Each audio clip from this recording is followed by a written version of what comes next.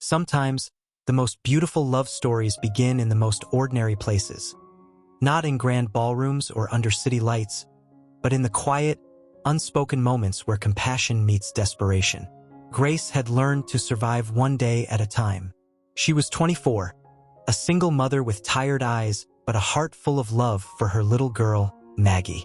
Every morning, she would walk Maggie to school, holding her small hand tightly, whispering promises that things would get better. But life hadn't been kind to Grace. Her husband had left before Maggie could even speak, and since then, she had done everything she could to give her daughter a normal life. Her job at the local diner barely paid enough to cover rent and bills. Still, she smiled every day because Maggie deserved a mother who believed in tomorrow. That afternoon, Grace stood in line at the supermarket, counting every coin in her trembling hands. The line behind her was long, impatient. Maggie, standing by her side, clutched a small box of cereal with a cartoon bear on it, her favorite. Grace looked at the total on the screen and felt her stomach sink. It was more than she had. "I'm sorry, sweetheart," she whispered to Maggie. "We'll get it next time."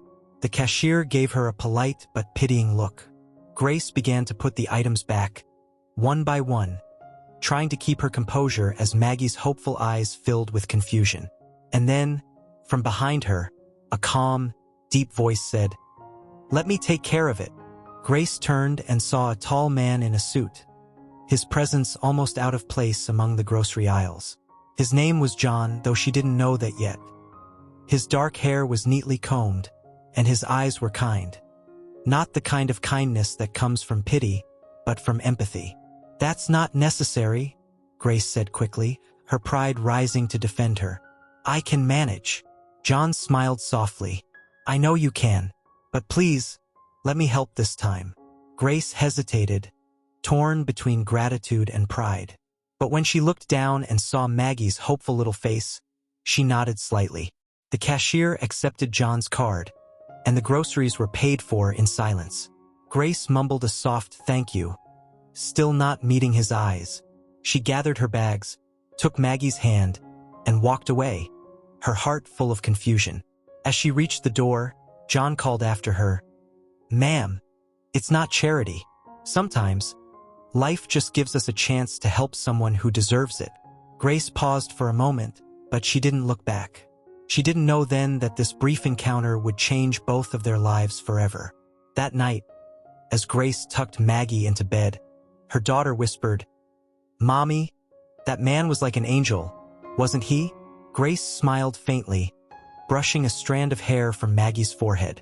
"Maybe he was," she said softly, unaware of how prophetic those words would become.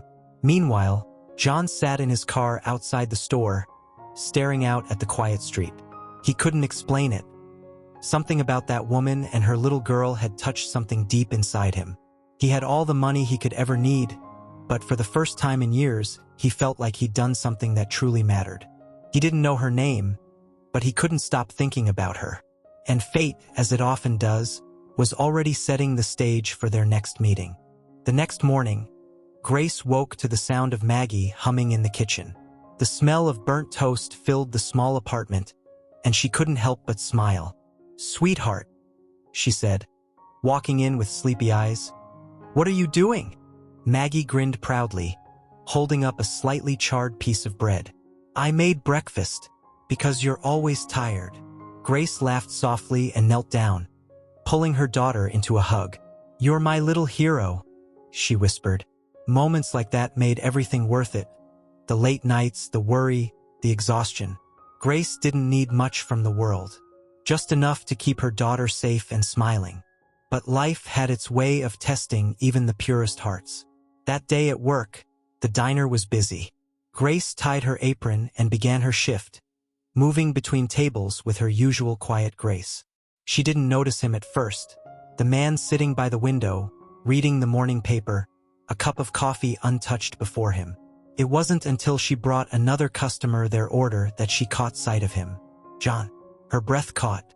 The man from the supermarket. The one she'd hoped she'd never see again, and secretly wished she would. He looked up, their eyes met, and for a moment time seemed to pause. Then he smiled, that same calm, genuine smile she remembered. "I didn't expect to see you here," he said as she nervously approached his table. Grace forced a polite smile. "Well, I didn't expect to see you here either, sir. Coffee's good today." He chuckled lightly. "I'll take your word for it." There was something different about John when he smiled.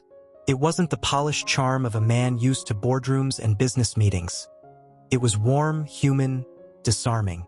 Grace didn't know what to say, and she hated that he could make her feel nervous. He noticed the hesitation in her voice, the way her fingers fidgeted with the edge of her apron. "I hope I didn't make you uncomfortable the other day," he said gently. "I just couldn't stand watching someone struggle when I had the chance to help." Grace shook her head. "It's not that. I'm not used to people doing things like that for me." "I understand," he replied. "But kindness doesn't always come with a price." For a moment, they just looked at each other. The sound of clinking plates and chatter filled the diner, but around them, it felt like silence. After a long pause, John said, "I don't mean to intrude, but would you mind if I came back here again? You make this place feel warmer somehow." Grace laughed softly, surprised by her own reaction. "It's just coffee and eggs, mister." "John," he interrupted. "Just John." "Okay, John. Then I guess you can come back. But you'll have to try the pancakes next time. They're the only thing on the menu that makes this place bearable." He grinned. "I'll take your recommendation seriously." When John left, Grace found herself thinking about him more than she wanted to admit. She told herself it was nothing, just a nice man being polite. But deep down, a small part of her felt something she hadn't felt in years: curiosity. Over the next few days, John returned, always sitting by the same window, always asking for Grace's section.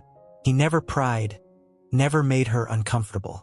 They talked about little things: Maggie's favorite cartoons, the weather, life in the city.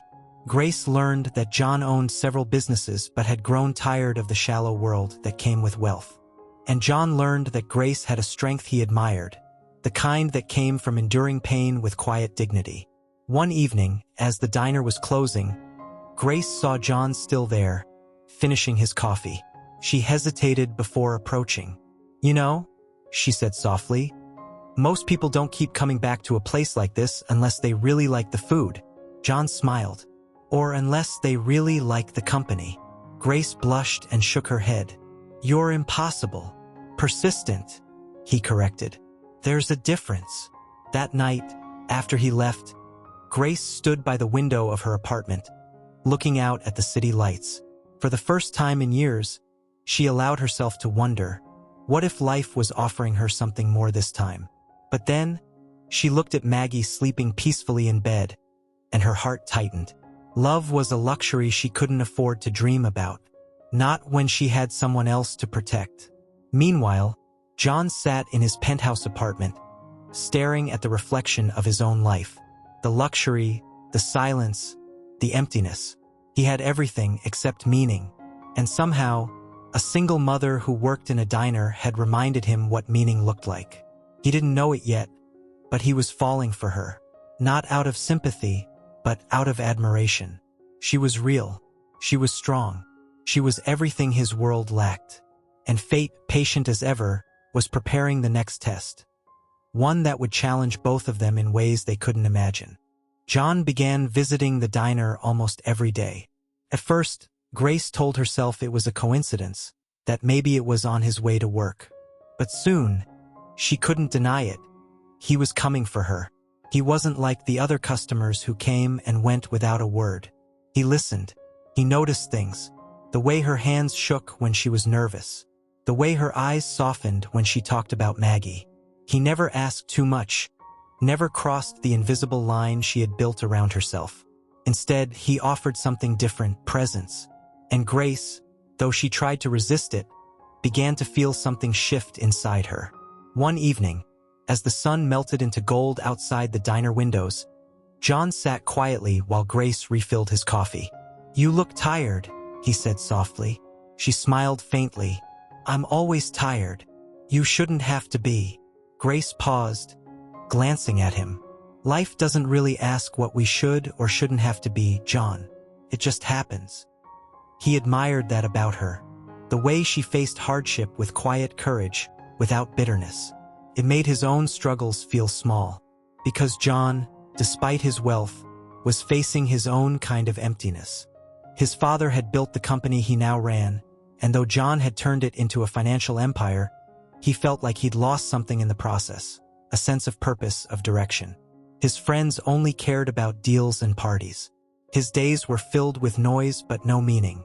Grace, with her simplicity, her laughter, her tired eyes that still held hope, she reminded him of the kind of life he wanted to live. One Friday night, after her shift ended, John was waiting outside the diner. Grace frowned.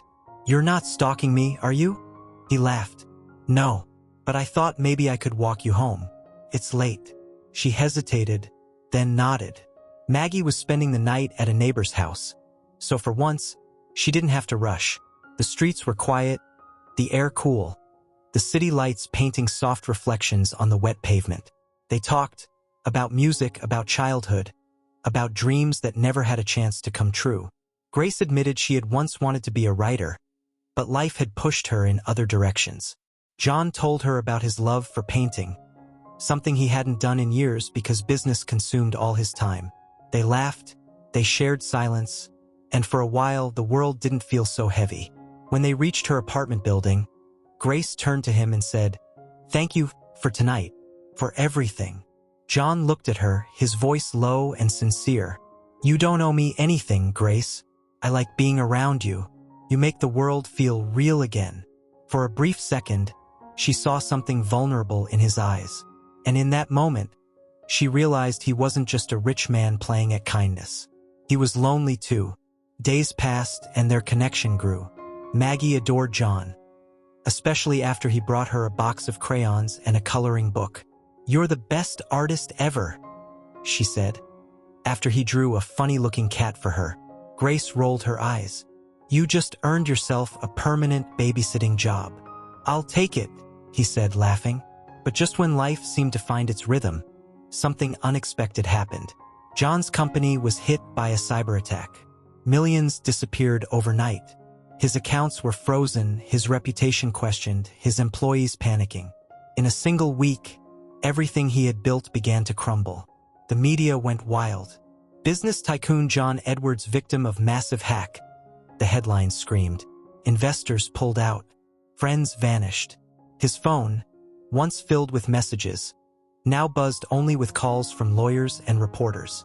And through it all, Grace didn't know, until he stopped coming to the diner. First, she thought maybe he had moved on. Maybe she had imagined the connection between them. But a week later, she saw him again, standing outside the diner in the rain, soaked, his eyes heavy with defeat. "John?" she whispered, rushing to him. "What happened?" He tried to smile, but it faltered. "I lost everything, Grace.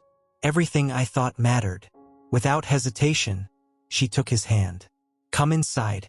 You'll get sick." He hesitated. "I can't even pay for coffee right now." She looked at him, her voice firm but kind. "Then it's on me."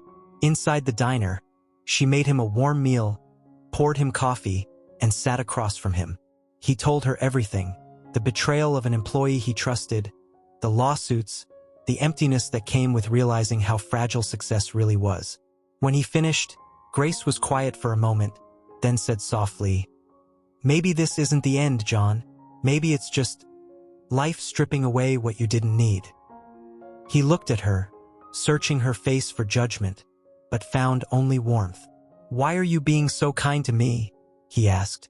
"After everything, I'm just a man who can't even buy his own dinner." "Because I know what it's like to have nothing," she said.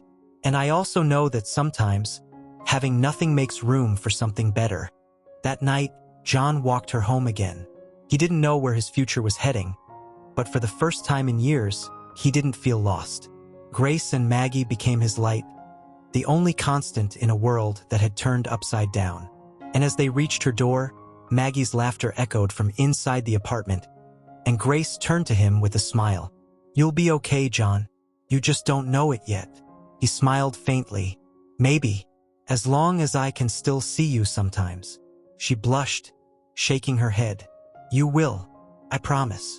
Neither of them knew it then, but that promise would change both their lives forever. The following days were quiet but heavy with unspoken thoughts. John disappeared from the headlines, retreating into the shadows, while Grace found herself worrying about him more than she cared to admit. Every time she closed her eyes, she saw his defeated face under the rain, the look of a man who had lost not only his fortune but his identity. Then, one evening, as Grace was leaving the diner, she found him waiting outside again. This time, he wasn't wearing a tailored suit or polished shoes. His clothes were simple, his expression tired but peaceful. "Hey," he said almost shyly. "Hey yourself," she replied with a small smile. "You look human for once." He laughed softly, rubbing the back of his neck. "I'll take that as a compliment." "It is," she said. "So, what are you doing here?" "I wanted to say thank you," he said, "for that night, for listening, for treating me like a person when everyone else treated me like a headline." Grace looked at him for a long moment.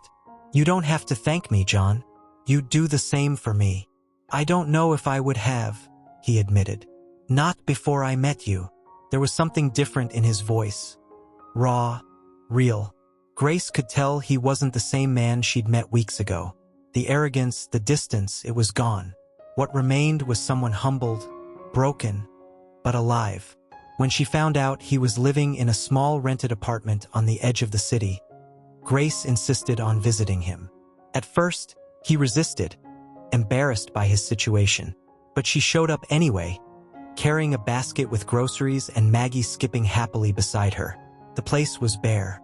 No furniture except a couch, a small table, and a pile of unopened mail.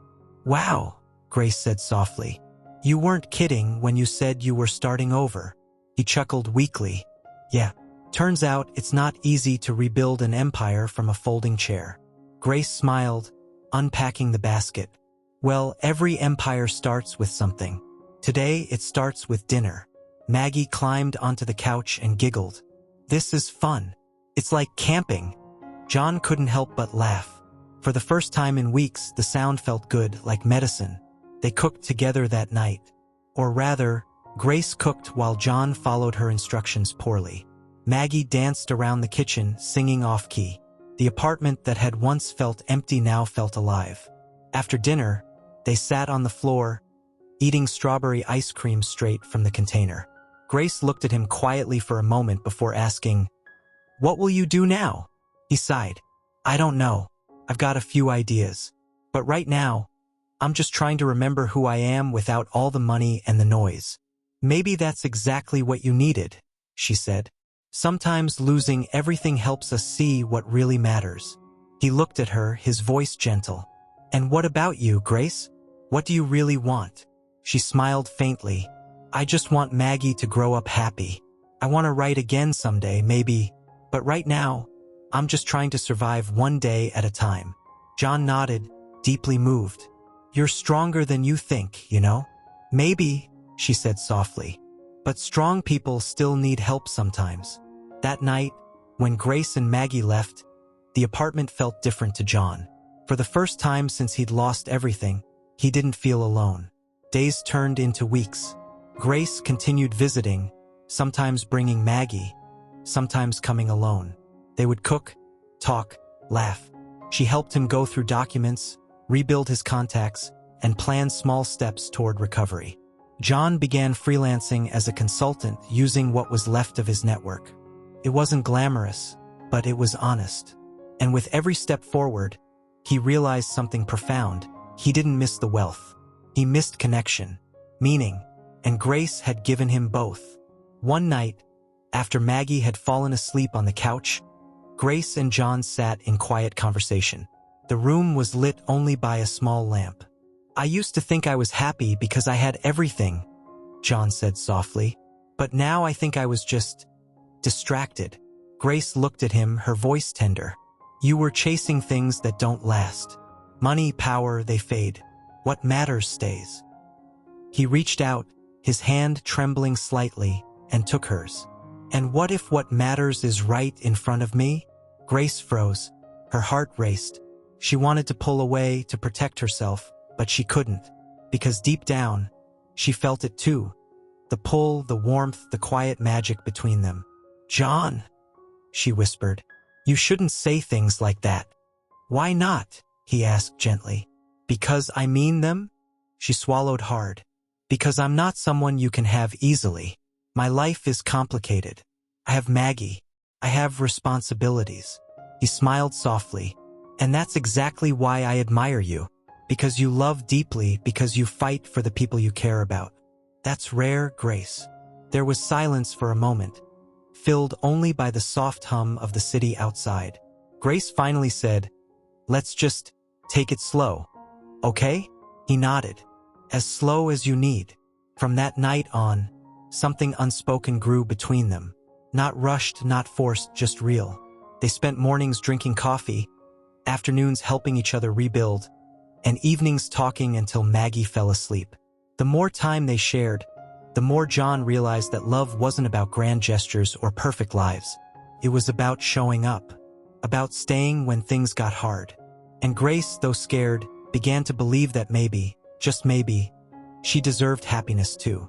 But life wasn't done testing them yet, because just as John started to rebuild his company, his old world came knocking again, with temptations that could either destroy everything he'd learned or prove how much he'd truly changed.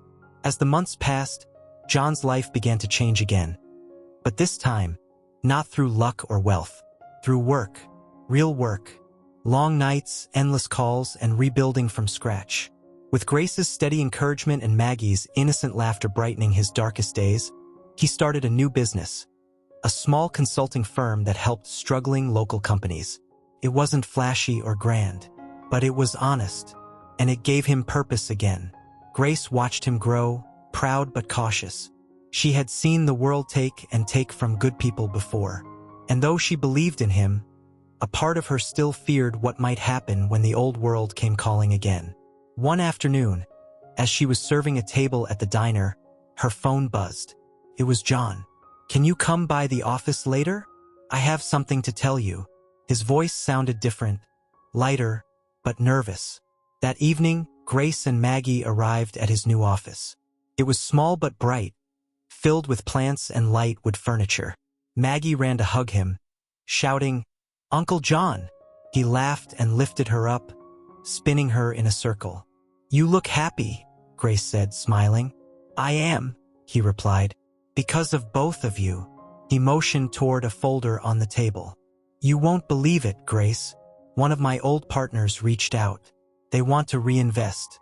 They're offering me a chance to get everything back, the company, the offices, the global contracts. Everything I lost." Grace's smile faded slightly. "That's amazing, John. But you're worried," he said, finishing her sentence. She hesitated.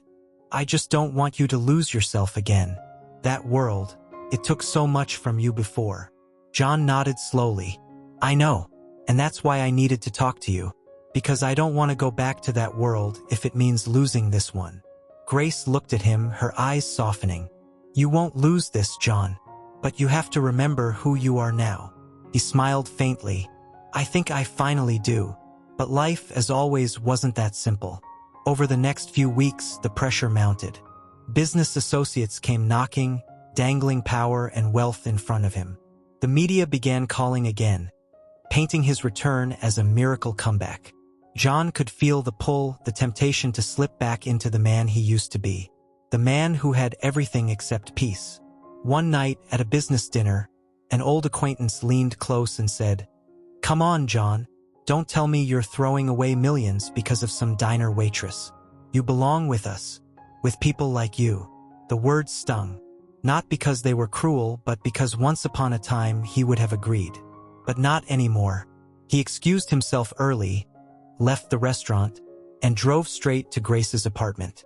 It was late, but when she opened the door, she didn't look surprised. It was as if she'd been waiting for him. "Rough night?" she asked softly. He nodded. "I think I finally realized something tonight." She tilted her head. "What's that?" "That I don't care about getting back what I lost," he said, his voice steady. "Because the best thing that ever happened to me didn't come from wealth. It came from a broken-down diner and a woman who taught me what real strength looks like. Grace smiled, her eyes shimmering. You always did have a way with words. He took her hand gently. Grace, when I met you, I thought I was helping you. But the truth is, you saved me. You showed me that love doesn't have to be perfect. It just has to be real. Her heart ached at his words. John, I'm not going back, he said. Not to the noise, not to the emptiness. If I rebuild my life, I want it to be with you and Maggie. I want a life that means something. For a long moment, Grace didn't speak. Tears welled in her eyes, but they weren't from sadness. They were from relief, from the quiet realization that maybe, just maybe, she didn't have to fight alone anymore. She stepped closer, her hand resting on his chest. You know, I never believed in miracles, she whispered. But meeting you, it changed that. He smiled, his forehead resting against hers. Then maybe we both got one. From that night on, something shifted. They weren't just two people from different worlds, they were a team. They built each other up, supported each other, and slowly created something that resembled a family. Maggie adored John, always asking when he'd come over for dinner or if he could read her a bedtime story. And every time he did, Grace would watch from the doorway, her heart swelling with gratitude. For the first time in years, the world felt kind. But fate had one more surprise waiting, one that neither of them saw coming. One afternoon, John received a call. It was from his lawyer. John, we found something. The hacker who took your funds, he was caught. And he left something behind. You're getting everything back. John froze. Everything. Yes, every cent. When he hung up, he sat in silence. The world that had once fallen apart was suddenly at his feet again. Only this time, it didn't feel like triumph. Felt like a test. Would he go back to who he was before, or hold on to who he had become? That night, Grace came over with Maggie. They found him sitting quietly, staring at the city lights. You look like someone who just saw a ghost, she said softly. He smiled faintly. Maybe I did. My old life just came knocking again. Grace's eyes searched his face. And what are you going to do? John turned to her, his gaze steady, filled with warmth and clarity. I'm going to do what I should have done from the start, he said. I'm going to choose the life that makes me feel alive. Weeks turned into months, and John found himself thinking about Grace and Maggie more often than he expected. He'd visit the small bakery on Saturdays, pretending he was just there for the coffee. But the truth was, he missed them. Grace had built something special. Her little bakery had become a warm place filled with laughter, the smell of cinnamon, and the sound of Maggie's giggles echoing behind the counter. But Grace, despite her gratitude, still carried that wall around her heart. She couldn't forget how the world had let her down before. Love, to her, felt like a luxury she couldn't afford. John, on the other hand, didn't rush her. He'd show up, help her carry flour sacks, fix a loose shelf, or just read to Maggie while Grace closed the shop. And slowly, in those quiet moments, something began to change. One evening, the city streets were glowing with soft golden lights, and snowflakes danced in the air. Grace had just closed the bakery when she saw John waiting outside with his usual smile, holding 2 cups of hot chocolate. Peace offering, he said with a grin. She laughed, shaking her head. You never give up, do you? Not on things that matter, he replied gently. They sat together on the bench across the street, sipping cocoa in silence. After a long pause, Grace whispered, You know, I used to think people like you only helped because it made them feel good about themselves. John turned to her, his eyes serious but kind. Maybe that's true for some, but when I helped you, I didn't feel like I was giving something away. I felt like I found something I'd been missing. Grace's eyes softened. She looked away, tears shining. For the first time in years, she didn't try to hide them. Then, from behind the bakery window, Maggie's little voice broke the silence. Mommy, look! She was pressing her hands against the glass, pointing up at the sky. Grace and John turned, and there it was, a shooting star streaking across the night, bright and fleeting, but full of hope. Grace smiled faintly. Maggie makes a wish every time she sees one, she said softly. What did she wish for this time? John asked. Grace shrugged. She won't tell me. She says if she does, it won't come true. John looked at Maggie, then back at Grace. Then I'll make my own, he said.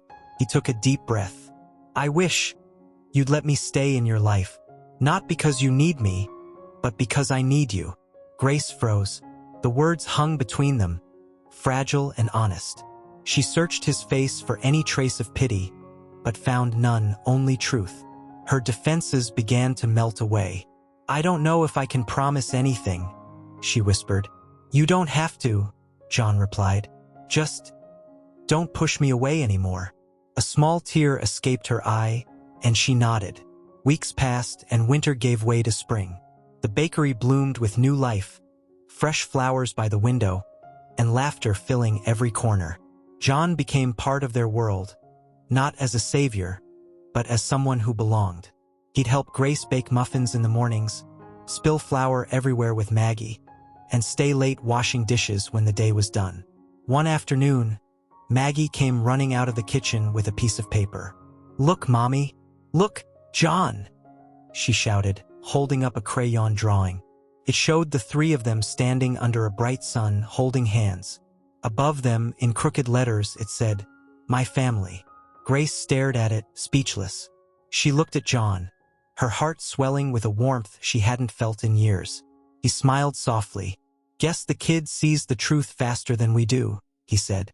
Grace couldn't help but laugh, her eyes full of tears. Maybe she does. That evening, as they closed the bakery, Grace turned to John and said quietly, You know, that wish Maggie made? She finally told me. John raised an eyebrow. Oh yeah? What was it? Grace smiled. She wished for a dad. John's breath caught. For a moment he couldn't speak. He reached out, taking her hand gently. Well, he whispered, I hope her wish came true. Grace looked up at him, her eyes shining with tears and love. It did. The lights of the bakery glowed softly behind them, and Maggie's laughter echoed through the door. Grace leaned her head on John's shoulder, and for the first time in a long time, she felt at peace. Not because someone had rescued her, but because someone had chosen to stay. And somewhere in the night sky, another star streaked across the darkness, just like the first one. But this time, neither of them made a wish. They didn't need to, because sometimes the most beautiful miracles aren't the ones you wish for. They're the ones you never saw coming.